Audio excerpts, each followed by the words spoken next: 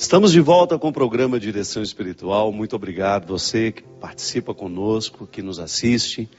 Por que os evangélicos são tão... Hoje a música evangélica, claro que hoje a música católica cresceu muito, mas nós ainda estamos muito longe de algumas conquistas que os evangélicos já alcançaram com a música que eles produzem. Dentro das igrejas evangélicas, a qualidade da música que se toca. Por quê? Porque eles já têm essa cultura. A música sempre fez muito parte das igrejas evangélicas. Se você vai a Nova York, né, os grandes cantores, as grandes cantoras nascem todas dentro das igrejas. E depois não é nenhum problema no meio do show dela ela cantar uma música evangélica. As pessoas lá já estão acostumadas. A música é naturalmente religiosa. Os cantores não têm esse preconceito, né? Hoje, em muitos casos, se você vê, por exemplo, vai ter um show de samba. Se o cantor resolve cantar uma música religiosa, ele pode ser até vaiado. Porque, infelizmente, faltou para nós a cultura de colocar a música religiosa dentro do contexto da cultura, nas rádios, por exemplo. Qual foi a última grande música cristã tocada nas mesmas rádios que tocavam as músicas, os sambas, o rock? O Regis Danés, né, com aquela música dele, Entra na Minha Casa, Entra na Minha Vida, foi um sucesso nas rádios. Por que as nossas músicas não tocam ainda nessas rádios? Porque falta para nós que nos dizemos cristãos o hábito de prestigiar esses trabalhos. Então eu acho que um evangélico, quando ele vai fazer um presente, ele não vai pensar duas vezes, ele vai dar um CD de música de uma banda que ele gosta. E nós já estamos tão próximos dessa qualidade, né? Nós já superamos em muitos casos. Nós temos alguns, a banda Rosa de Saron, por exemplo. Olha a qualidade desses meninos. O Ministério Adoração e Vida, Aziz, Adriana, Celina. Tanta gente de altíssima qualidade. Aqui na Canção Nova, CD, DVD da Eliana Ribeiro, esse último dela, que coisa linda. Um excelente presente.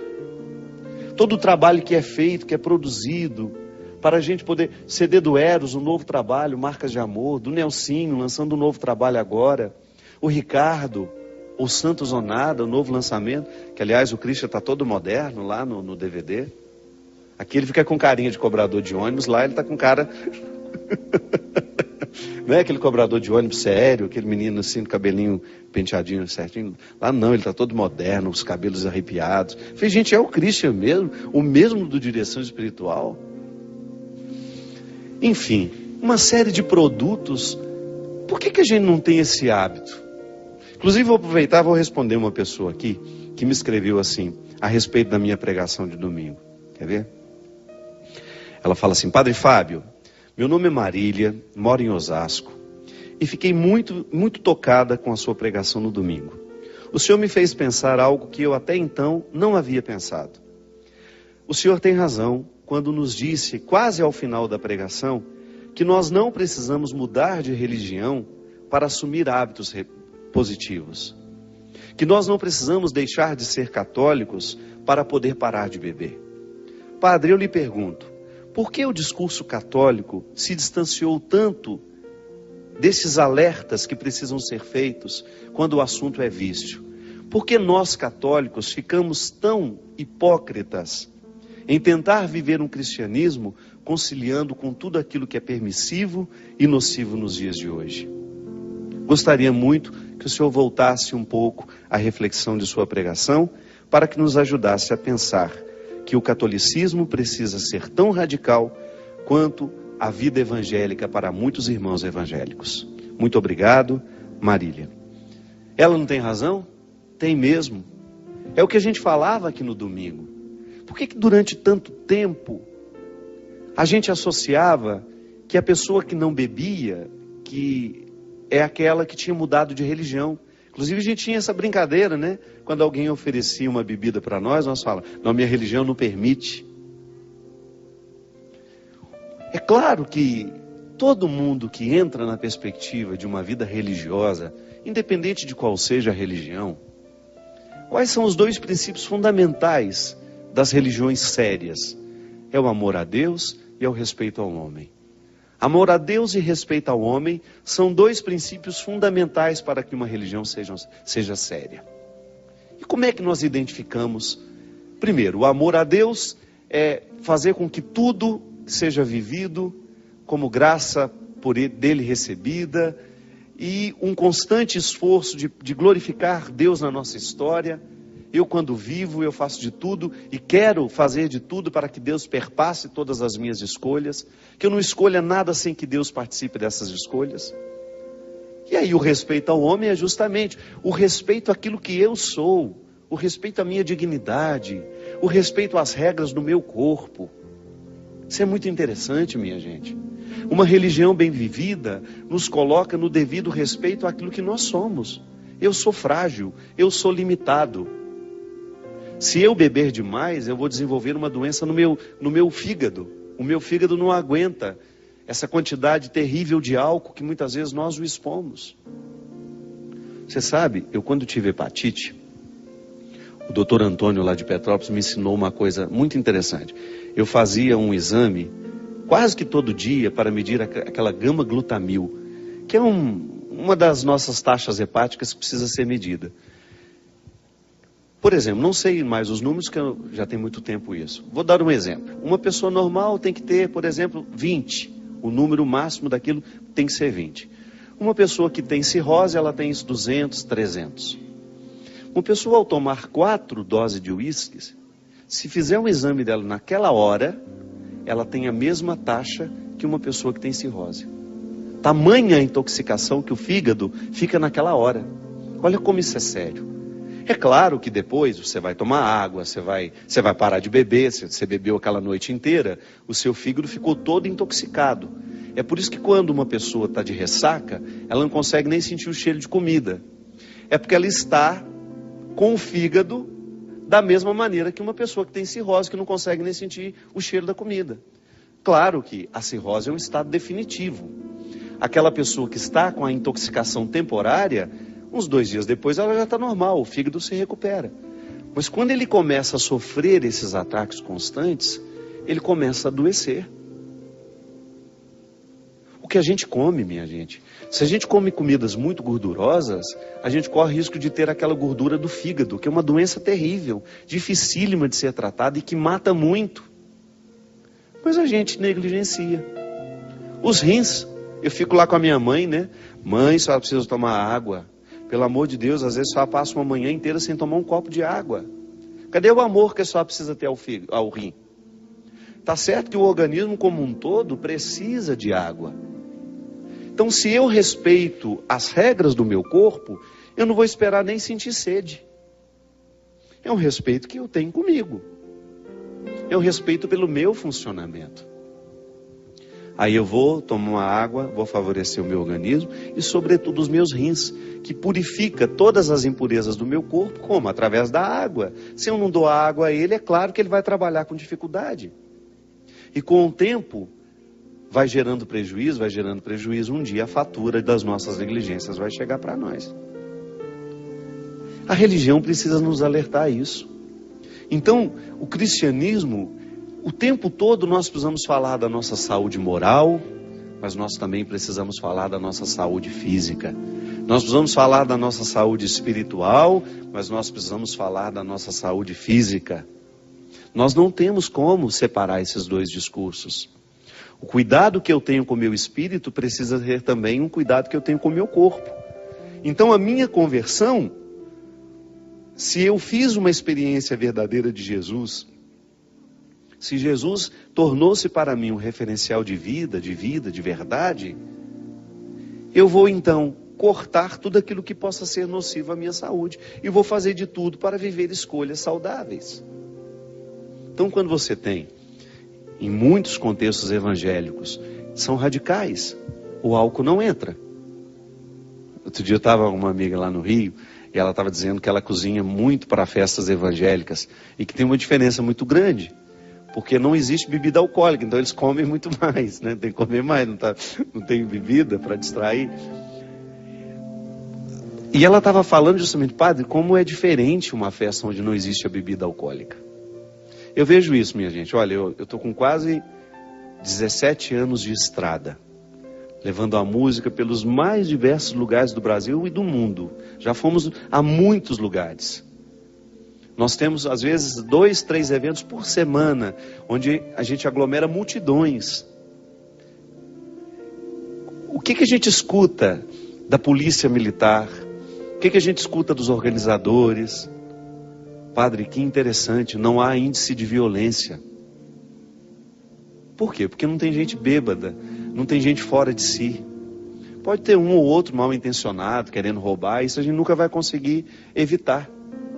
Mas geralmente, quando é que nós ouvimos falar que um evento cristão, onde estávamos tendo lá um show que terminou em pancadaria, ou que terminou em morte de alguém? Então, isso é sinal de que quando a gente preserva o nosso meio, quando a gente faz de tudo para que as nossas escolhas sejam coerentes com aquilo que a gente está cantando, é natural que a bênção será manifestada. Não é que Deus não abençoa o show de rock, não é que Deus não abençoe a micareta, não é isso não. Deus abençoa sempre, e eu tenho um profundo respeito pelos artistas que fazem a cultura popular brasileira. Tenho muitos amigos entre eles, e fico até chateado quando vejo alguém falando mal, porque não conhece essas pessoas. São pessoas tão boas. Tive a oportunidade de estar agora, por exemplo, com o Tiaguinho. Estava conversando com o Tiaguinho. O Tiaguinho é um menino cristão. O pagodeiro Tiaguinho, que a gente vê tantas vezes cantando por aí, é um menino que nasceu na igreja. A mãe muito religiosa. O sonho dele é vir a Canção Nova. Não veio a Osana porque estava com uma série de compromissos, mas queria ter vindo participar conosco no domingo. A Ivete Sangalo, sabe, a Ivete tem coisas da vida dela que a gente não sabe. Uma vez eu tive uma situação em que uma pessoa me recriminou porque me viu em cima do trio elétrico da Ivete há muitos anos atrás, num dia que eu tive a oportunidade de conhecê-la. Estava no mesmo lugar onde ela faria um show, ela faria num dia, eu faria no outro. E ela com muito gentilmente me recebeu, com muito respeito, e falou: padre, me dá a honra de que o senhor ficar conosco aqui hoje. E eu fiquei. E depois daquilo, um comentário maldoso na internet, achando absurdo que eu estava lá naquele lugar. Tudo bem, as pessoas têm o direito de discordar, mas eu sei como eu estava ali. Mas o que mais me deixa chateado é quando as pessoas agridem as outras e coloca como se aquela pessoa fosse uma pessoa má por causa do trabalho que faz. E aí, naquele momento eu fiquei assim, meu Deus, como às vezes a gente é injusto. A Ivete Sangalo, por exemplo, uma coisinha só que eu sei dela que me deixa encantado. Eu sou parceiro do Hospital de Câncer de Barretos, você sabe disso. E você sabe que a Ivete, do bolso dela, ela pagou uma carreta, um patrocínio dela. Olha, eu quero ajudar o hospital. E ela é a grande parceira do Henrique Prata. O Henrique que me contou essa história, não foi ela. Uma carreta que viaja pelo estado da Bahia, um verdadeiro hospital dentro dessa carreta, fazendo exame de pessoas carentes, exame de pessoas que não têm condições de pagar, levando saúde, a oportunidade de descobrir o câncer na hora certa. Uma carreta que custa quase 2 milhões de reais, minha gente.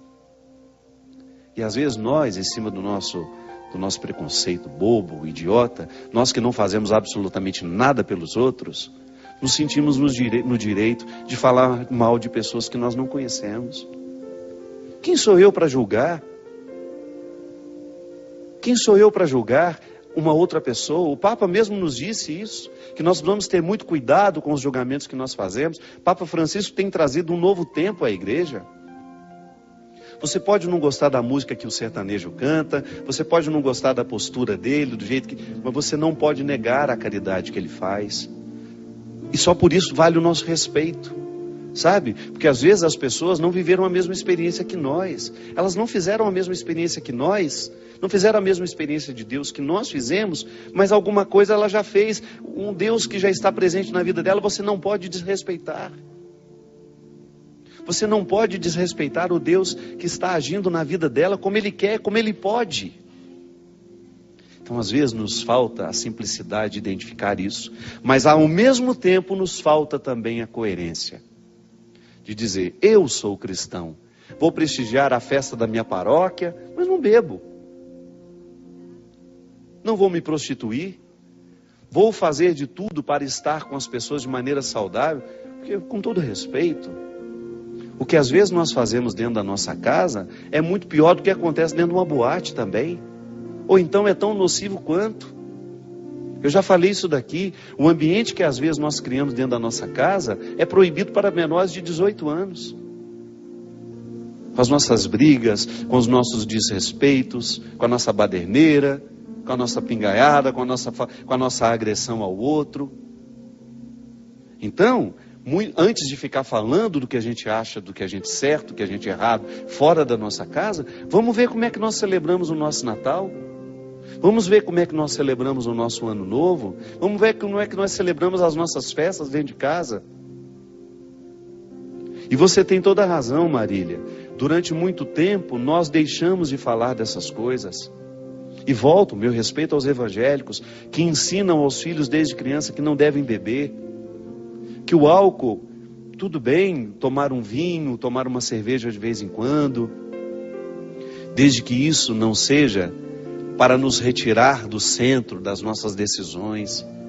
Nós não podemos perder a nossa capacidade de decidir. Nós não podemos abrir a guarda, porque daqui a pouco a gente vira alcoólatra. É assim mesmo. A gente perde a liberdade muito fácil, gente. A liberdade, ela vai embora muito fácil toda vez que o vício entra na nossa vida. E não precisa ser assim. Eu acho que a gente tem condições, sabe, de fazer escolhas.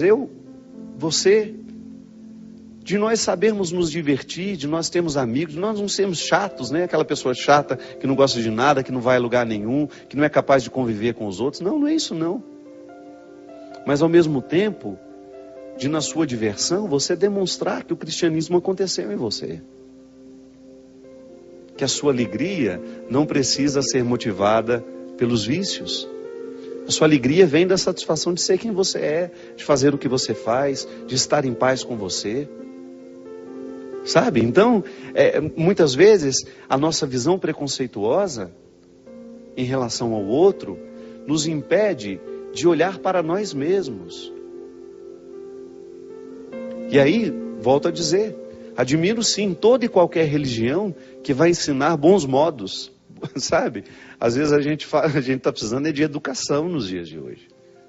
De uma mãe brava que nos coloque no lugar certo, sabe? O mundo deixou isso, né?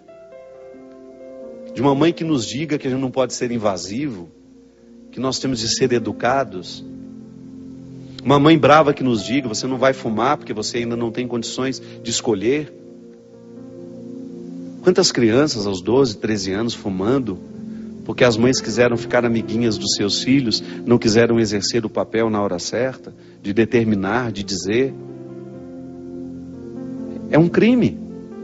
Por que o catolicismo, por que você precisa mudar de religião para poder ficar assim, mais responsável, mais temente a Deus, mais amante da palavra de Deus? Não tem de mudar de religião, não. É você descobrir as exigências que existem aqui dentro do cristianismo católico. Sim, as exigências estão aqui, sim. E seria um equívoco da nossa parte não pregar essas exigências. Volto a dizer, não se trata de ser relativista. Não se trata de você poder dizer, olha, vou fazer isso, vou fazer aquilo, e não estou nem aí para as repercussões daquilo que eu vou fazer, não.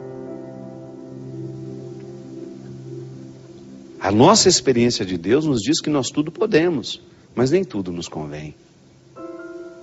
Então, ainda que você esteja num ambiente que não seja cristão, você pode ser, sem arrogância. Pode ser que Deus tenha te levado lá só para você dar o seu testemunho, da sua serenidade, sabe? De você ser sereno, um cristão sereno, que anuncia, que é profético, mesmo sem dizer absolutamente nada, apenas convivendo, demonstrando que o Deus que agiu na sua vida, lhe tornou um ser humano melhor. Derrame sobre todos nós a bênção e a proteção do céu, do Deus Todo-Poderoso, Pai, Filho e Espírito Santo. Amém. Até a semana que vem, se Deus quiser. Muito obrigado. Obrigado pela oportunidade, mais uma vez, de entrar na sua casa, na sua vida.